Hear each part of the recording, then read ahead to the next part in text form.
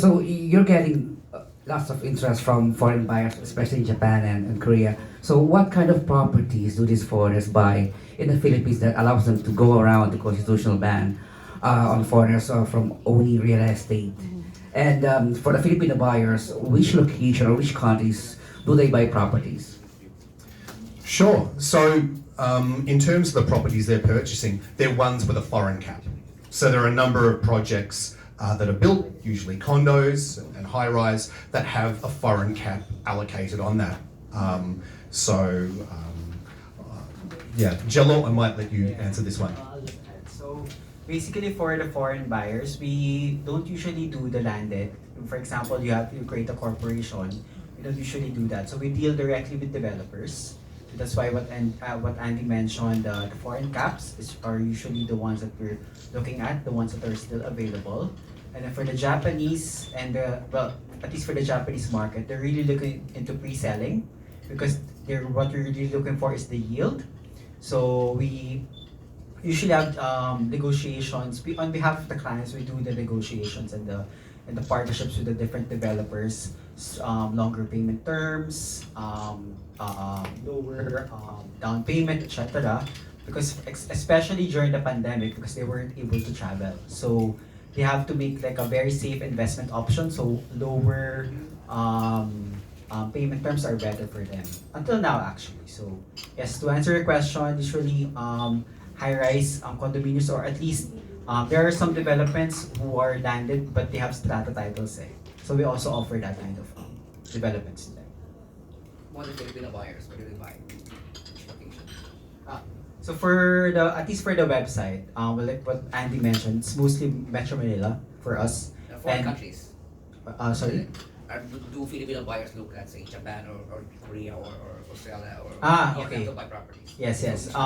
Usually for that kind of clientele, we also have a property access Japan, so which offers Japanese properties to foreign buyers.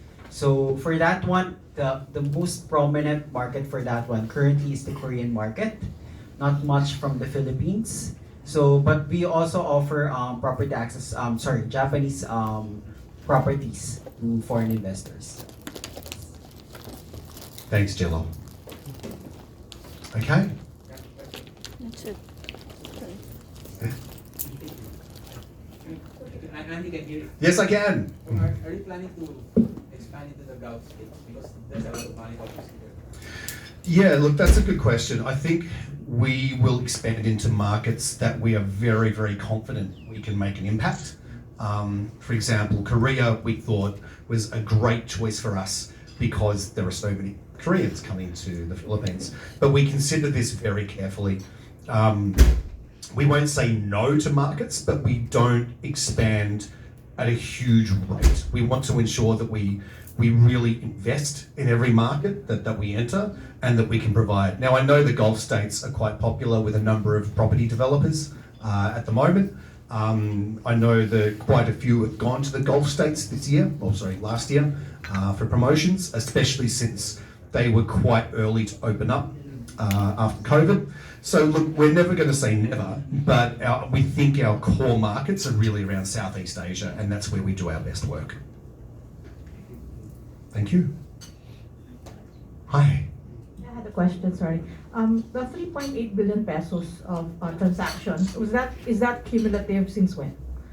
Since 2020. 2020 to 2022? Yes. Okay, Yes. can you just give us like a target probably of how much will you grow the transactions here in the Philippines in terms of value? And also, I don't know, if you have like an idea of how much is the yield actually being generated for investors? Since you said most of the buyers are into investing, and compare that to other markets that is in the same level of competition with the Philippines. Sure, completely understood.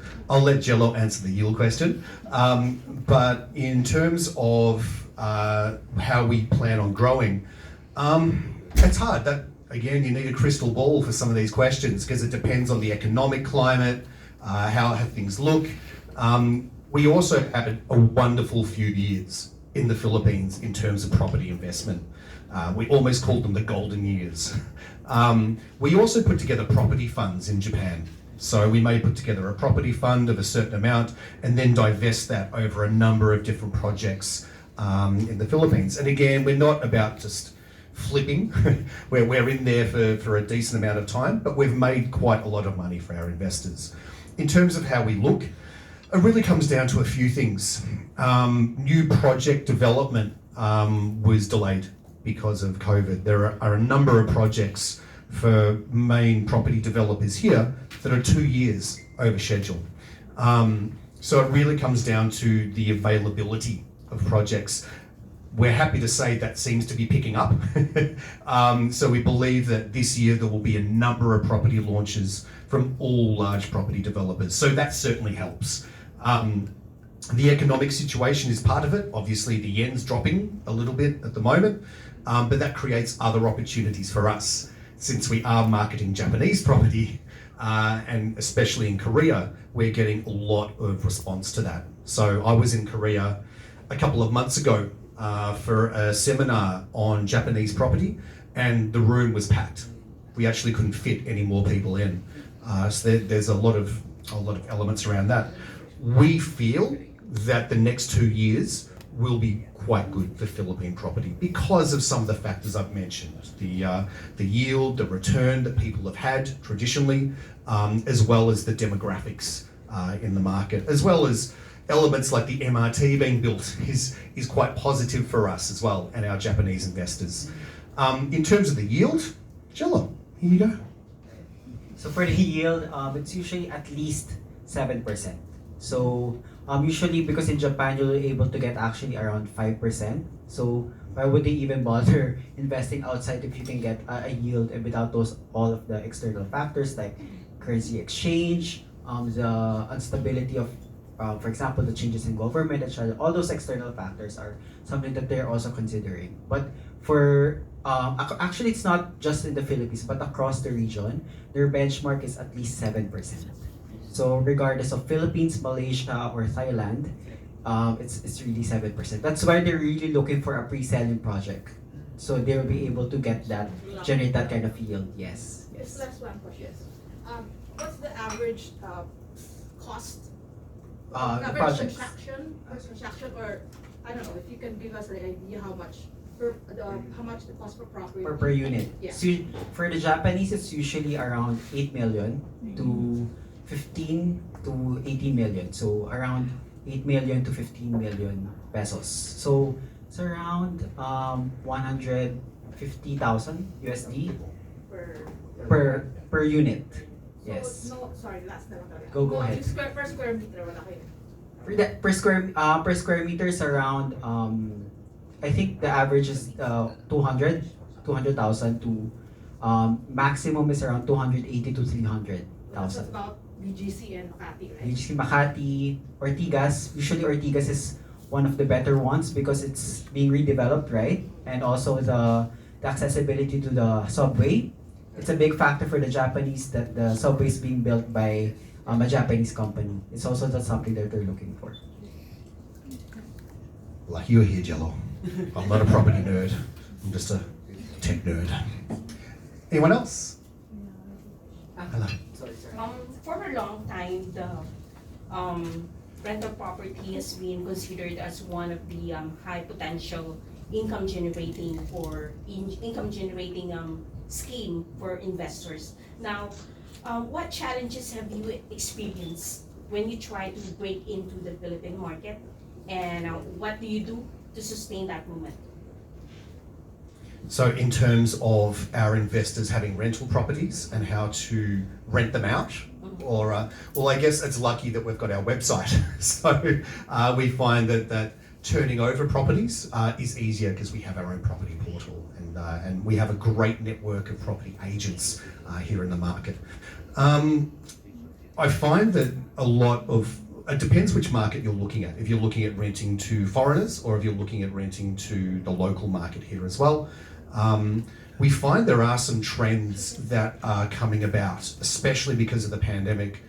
People don't look at internet as a luxury anymore. It's almost something that needs to be packaged in with the rental property itself. It's no longer optional.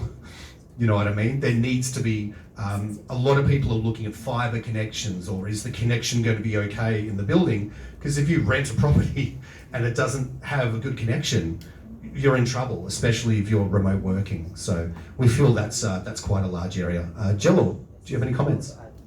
Actually, also one of the biggest hurdles is the developers themselves. But I don't want to name developers, but there are some developers. That's why there's also a local teams for each market. So for example, there's also in Thailand and Vietnam to help us with the clients, because that's what we also, the added value that we provide to the clients, to the investors. So we also protect them as well. We're not just just promoting Philippines and then we'll just leave them hanging whatever. So it's a 360 service for them. So for us, the local team helps them with the paperwork, the documents. Usually, if you, I don't know if you guys have been renting or there's some certain developers, meron palang sorry, I'll speak Tagalog. Sure. I won't talk about you, but basically, there are some developers, when you read pala the fine print, meron palang additional charge, meron hidden cost pala, hindi pala siya all in. So that's what we fight for. Yes, that's what, not a fight, but that's what we usually look out for the investors. And there are also some clients that we have. They've already invested in the Philippines. They have a lot of pero yung problem is the agents themselves. So for example, the agent, there are some problems with the paperwork or bigla nang nawawala. That's what we provide. So something that's stable for them. That's why we have a robust team here. Aside from the Philippine property, we do have a small team of what we call KPO, property management. So we also have partners with interior designing, accounting, laws, etc. Just in case that when the kung kailangan siya.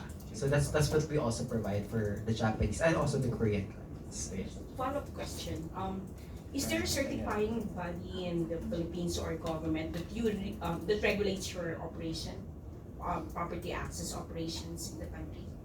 Like who do you report to? In terms of a government agency? Yeah, government agency like NHA or? I don't know. For Property Access Philippines, it's a online platform in the Philippines. So the one that I'm talking about, the KPO, it's under the, because we also have Property Access Japan. So it's also Japan and there's also Korea. So for the transaction side, it's the Japanese company. So sorry, maraming there's a lot of companies within Property Access, but basically for the Philippines, it's really the online platform. And then for the transaction side, it's the international companies. Thanks. Do we have any other questions? Sorry, just here at the back. Yes. Yes, good morning. Congratulations on your 5th year or 5 years of existence. My question now is, how do you see property access for the next, in 10 years? And what? 10 years. In 10 years, because you just reached 5. I'll be 35 by that stage. No. Wow, so you're So you already started with PH, Japan, and Korea. What is your next country in Asia that you're looking forward to? Sure. Well, we're already active to a certain extent in Thailand, in Malaysia, Cambodia, quite a few of these other countries. In terms of where we expand, we use data. We're really data driven, and I think one of the sayings we have internally that my team are probably sick of is science, not magic. Everything comes down to data. So we use that as our driver. In terms of where we go, I think borderless transactions and online transactions will become more prevalent. Smart contracts definitely will be an area that we investigate. However, this area really comes down to licensing, legalities. When you say blockchain these days and crypto, doesn't have the best brand right now. You've got FTX crashing, you've got all of these elements here. So we want to separate ourselves from that area, because anything we do has to be credible and has to be well thought, because as soon as you start playing with other people's money, it becomes utterly serious. So We are developing our own systems for smart contracts and elements like that, but that's something we will extensively test before we launch into the market. But you guys will certainly hear about it when we do. About the smart contract, is it something that's in the pipeline, or do you have Yes. a property already that you're already considering to tokenize? And if you will tokenize, who will do the tokenizing? So that's a good question about the tokenizing. I mean, it really comes down to licensing. So each country has its own license to acquire to enact smart contracts. So Philippines has one, Singapore has another one, Japan has another one. So it really comes down to what is going to be the best case for that. We're already well down the process of building this facility. I don't think we'll be creating a property access token anytime soon. I think that would be a little bit ambitious, but certainly we are looking at using something that's quite reputable. So, Bitcoin, Ether. well, all smart contracts are on Ethereum. So Ethereum is the blockchain itself that controls all smart contract transactions. You can use Ether as your token or your currency for that. But look, certainly we don't want to just support crypto. Like a lot of people want to be able to use their credit card or their bank account or something like that. So it's really integrating old world and new world technologies. In terms of coins we'd support, that's probably a bit far down the road right now. But I think you also have to really consider something which we do a lot is the KYC process. It's the anti-money laundering and legitimacy process of that money. And that's something that we are very, very concerned with. So I think we will certainly, once we get there, we will support less coins more than more.